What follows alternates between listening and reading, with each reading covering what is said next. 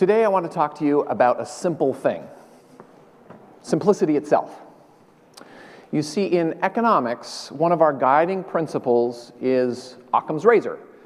Not that Occam's razor. Occam's razor is the principle that if two explanations of reality, two descriptions of the world around us, two predictions of the future are equally good, then let's choose the simpler explanation. The reason for that principle is partly for our own sanity. That is, it's partly about the cognition processes that you just heard Shelley talk about. We need to filter the world because, frankly, there's just too much input. With billions of people making trillions of choices each and every day, it's frankly impossible for a single person, a single computer, or even a single policy regime to be able to decipher what's going on and then to decide what we should do to enable better choices in the future. So we have to make some assumptions. We have to simplify. The challenge, of course, is where do you simplify? People have a tendency to simplify in the wrong places. And economists, mostly being people, also have a tendency to simplify in the wrong places. You've all heard the jokes, right? The classic joke is an economist, a chemist, and a physicist are all stranded on a deserted island, and all they have are the canned foods salvaged from their wreck. The chemist says, let's submerge the cans in salt water. Eventually, corrosion will eat through the metal and we'll be able to eat the contents. The physicist says, that'll take way too long. Instead, let's launch the cans in the air with sufficient force so that when they come down from the apogee of their trajectory, they'll land on the beach, smash open, and we can get at the contents. The economist says, you're both missing the easy answer. Assume that we have a can opener. You should laugh. It's a ridiculous response, and yet it's a very human response. Why don't we just assume we already have the answer? That will save us the arduous task of problem solving. This, indeed, is the fundamental challenge of simplicity. How do we make the right assumptions so that we can see the situation clearly and not just simplistically? How do we assume simplicity wisely as opposed to foolishly?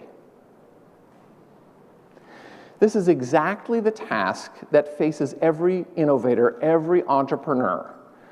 When they come to my class on innovation, the first thing I tell them is, forget about changing the world. For now, just understand it. Try to describe it as richly, as fully as you can. The world is an incredibly complicated tapestry. If you try to pull out one string and say, this will do it, the whole tapestry comes apart. So instead, first understand and then try to improve. But where do we start? First, you have to understand the physical environment, the social environment, the preferences of the people involved. If you don't understand those, you'll definitely come up with a non-solution. But worse than that, you might actually solve a non-problem. That is, you might actually fix part of the situation that people actually enjoyed. This is the challenge. How do we simplify well? One of my favorite stories is attributed to Niels Bohr, Nobel Prize winner. When he was an undergraduate at the University of Copenhagen, apparently one of the questions on his final exam was, describe how you would determine the height of a skyscraper using a barometer. His response, probably apocryphal, is so beautiful, I tell it to everyone I can. His response apparently went like this. To be boring, you could measure the air pressure at ground level, then walk up the stairs to the top of the skyscraper, measure the air pressure there, and then convert the difference in millibars into feet. That's the answer. Alternatively, if you wanted to be a little bit more creative, you could walk up to the top of the skyscraper, drop the barometer off, measure the time it took to hit the ground, and calculate the distance based on the appropriate physics equation. Unfortunately, you broke your barometer. Alternatively, you could set the barometer on end, measure its height, measure the length of its shadow, measure the length of the skyscraper's shadow, and it's simply a question of proportional geometry, proportional math, to figure out how tall the skyscraper must be. Alternatively, you could tie a short piece of string to the barometer, swing it like a pendulum at ground level, swing it like a pendulum at the top of the skyscraper, and the difference in the gravitational restoring force will tell you the height of the building. Alternatively, the simplest answer is simply walk to the building custodian's door, knock, and say, "I'll give you this barometer if you tell me how tall the building is." It turns out that in order to be simple, you have to know a lot. You have to know all the appropriate pieces of the environment. You have to know science, you have to know social science, you have to know humanities, you have to know... Oh my gosh, it's hard to be simple. And that's exactly the trap that an undergraduate student and I walked into nearly 20 years ago when we first started thinking about modeling the Olympic Games. You see, everyone thought they knew how and why each individual nation would win Olympic medals. If you talked to politicians, it was all about patriotism, pride. If you talked to newscasters, it was all about competitive training regimes and your nutritional schedule compared to other athletes. But for us, the answer had to be simple. Not so simple as simply patriotism, that seems foolishly simple, but there had to be a mathematical, simple model. For us as economists, that means putting in economics as the stuff that causes Olympic medals. So where does an economist begin? Well, an economist always begins with income. For surely, rich nations win more medals than poor nations, don't they? To an economist, that seems like an obvious assumption. I mean, first of all, they can afford better equipment, better training, better nutrition, but even at a baseline level, the populations from which those athletes hail must surely have better infrastructure, better health care. Actually, just more ability to focus on athletics as opposed to getting by until the next day. So surely rich nations should win more medals than poor nations, no? But to stop there would be foolishly simple.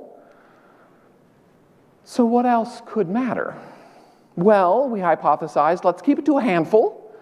Let's say income matters. Probably population matters. If you're a large nation, there's a larger likelihood that there will be world-class athletes within that population.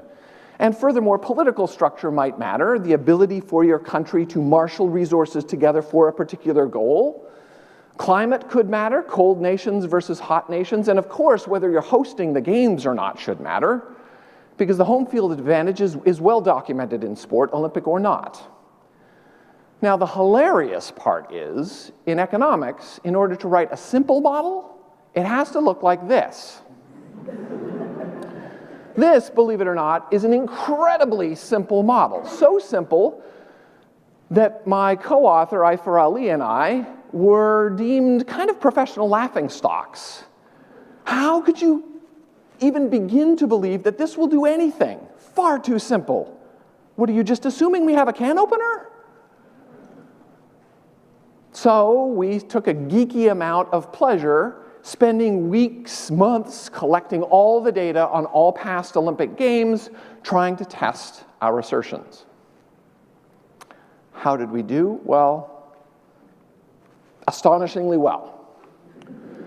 It turns out that we got just the right combination of knowledge, simplicity, and frankly, luck, so that in that first run of the model, just before the 2000 Sydney Games, we successfully predicted the Olympic medal count with 87% accuracy.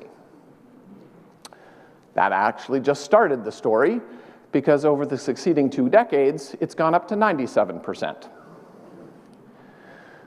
What does this tell you? It doesn't tell you that I'm smart. It just tells you that I did a lot of research and I got really lucky. But together, the two of us, Ayfer Ali and I, discovered some important truths. We discovered that income, frankly, was even more important than we had thought it was. For example, Africa, while it has 1/6 of the world's population, has historically only won 2% of all Olympic medals. The United States, while it has perhaps 4% of the world's population, historically way overperforms at the Olympics. 17% roughly of all Olympic medals ever. A lot of that's due to income. If you count down nations from the top of the medal standings, if you count down 10 nations, they're all rich, and those 10 win a full 1/3 of all Olympic medals on offer in any games. That should sober you. Is the playing field truly level? We found that on average, a nation with $2,000 more in GDP per capita, income per capita if you wish, wins an additional Olympic medal. But of course, income isn't the only thing that matters. Population matters too. An additional 10 million citizens adds on average an additional Olympic medal. Political structure works, matters. I say works. It turns out that single-party regimes, authoritarian regimes, military regimes do much better than democracies at the Olympic Games. This is not policy advice.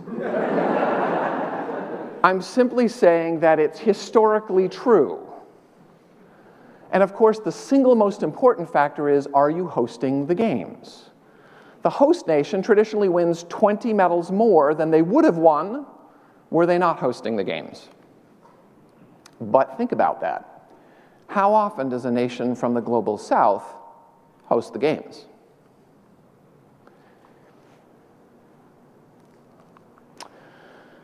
I talk about poverty as if I know. I talk about the income gap between rich and poor as though I've personally been poor, and that's not true. I mean, I was a graduate student, so I do know what it means to live on ramen noodles and frozen peas, but that's not being poor. That's being temporarily financially constrained. That's different. The only way I know about poverty is through my research. So if you'll permit me, let's build a model together about the income gap. I know, for example, that if you lined up the US population from poorest household to richest household on a football field, the median household in the United States would earn about $56,000. That $56,000 would translate into a stack of $100 bills about 2¼ inches high. Compare that to the poverty line, which in the United States right now is about $17,000 for a family of 4. That's maybe 2/3 of an inch of $100 bills. And as you run upfield toward the rich end of the income distribution, the 95th percentile, the 5-yard line, has an income in excess of $200,000 for a household, for a family of 4. That's about a stack of 8 inches of $100 bills. As you approach the goal line, the richest household in America, that stack of $100 bills is measured not in inches, not even in feet. It's measured in miles. And this is for the United States, one of the richest nations in the history of the world. How badly does it reset your mental model if you realize that China's median household is almost exactly where our poverty line is? That is, half the households in China are living on less than that 2/3 of an inch. And China's doing pretty well, actually. The Democratic Republic of the Congo is 95% lower than that. The median household in the DRC is living on 3/100 of an inch. $800 a year. And those are dollars corrected for purchasing power parity. It really is as if they're living on $800 a year. How is that even possible? I would argue it forces you to reset your assumptions. It forces you to rethink your mental frame. What do you need and what do you want? It forces you to get really simple if you only have $800 a year. It forces you to think very clearly about what it means to be rich, about what it means to be hungry, about what it means to be athletic.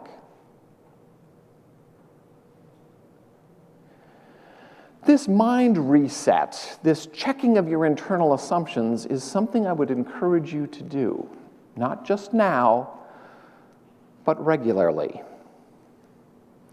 You see, the theme of my talk is simplicity, and we make simple assumptions all the time. Why? Well, partly because it's fun. Who doesn't like to make a paper airplane? Simple models have a joy about them. They have a finiteness about them. They have a toy-like quality about them. They make life easy. They're also extremely dangerous because simple assumptions are contextual. They depend on the audience. While this is a great model for my children, it would be a horrible model for planning new traffic patterns at O'Hare Airport. Think about your assumptions before you address the problem or the audience. So, in the context of today's suite of TEDx talks, I would encourage you to mind the gap, not just in terms of boarding a subway train. Mind the gap between your assumptions and reality. Mind the gap between rich and poor. Think about the gaps in electrical coverage in parts of the world that you and I have not visited. Think about the gaps in the roads that have been washed away. Think about the gaps in the availability of clean water or vaccinations. Mind the gap, because it's huge. Do you know, for example, that the median household globally earns $10,000 a year? That's a household, folks. If your household earns more than $34,000 a year, you're in the richest 1%. So, do you mind the gap? I would encourage you to mind it daily, and yet, don't mind it so much that you can't collaborate to close it, that you can't reach a hand across it. Mind the gap so that it bothers you but doesn't paralyze you. Keep the simple model when you need it, but remember to constantly refresh, check, verify your assumptions. Do I mind the gap? Every day. That's what gets me up and makes me go to work. But in my mind, the gap is important because it's worth bridging. Mind the gap, and let's get out there and build bridges. Thanks.